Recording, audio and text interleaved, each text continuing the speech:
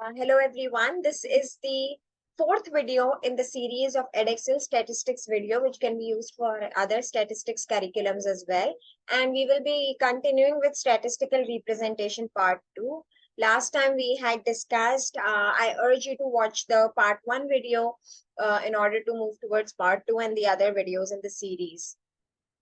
Last time we had covered cumulative frequency curves, and today we are going to cover box plots, right? So box plots, they allow us to visually represent the data. Now in what way? Let me tell you. Now let's say we have some data, let's say a median of, let's say 5, 10, 15, 20, 25, 30. So around 12.5. Median line for the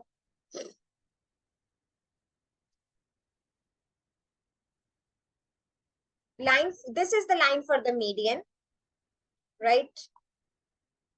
This is the line for the median. This is the line for the lower quartile. This is the line for the upper quartile.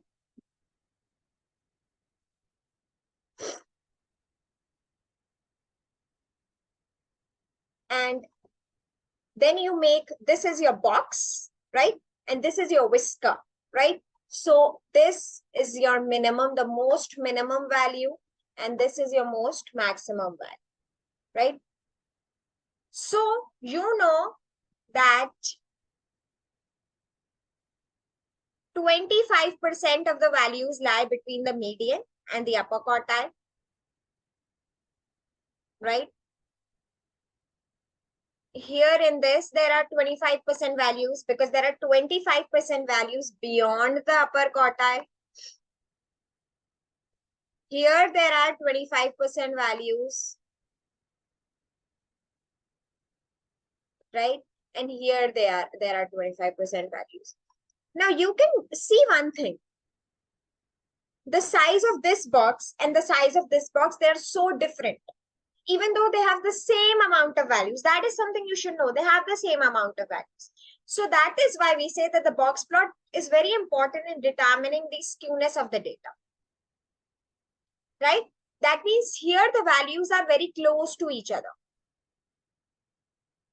Okay, so the data is skewed to the right, correct? Because on the left, the values are very close to each other. That means you can expect a curve something like this. Here the values are far away. That is why there is a big difference between the median and the upper quartile, right? You can easily identify the interquartile range also from the data, right? Your interquartile range is upper quartile minus lower quartile, so the edges of the box, and the range is maximum minus minimum, right? So all these things are easily determining.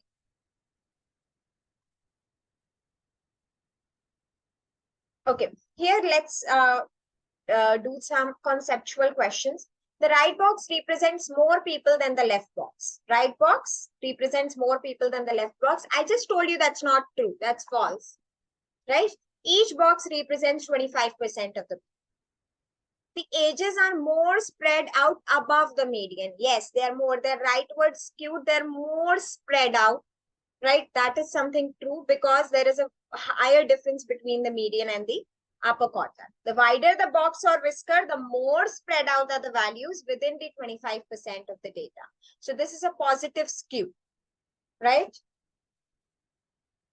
Now, let's know how to, first, in order to make a box plot, you should know how to find the minimum value. Minimum is the lowest value, maximum. We have already done this in a previous video. So if you want to understand this, you need to look at statistical calculation with maximum, median, lower quartile, upper quartile, right? All these, and then you can easily sketch it. Okay. So this was about box plots. If you have any further questions, you can write it in the comments, or you can WhatsApp us even. We are still giving out the complete course, and so in which there are elaborate videos, and there are many questions as well. So see you in the next video. Till then, bye.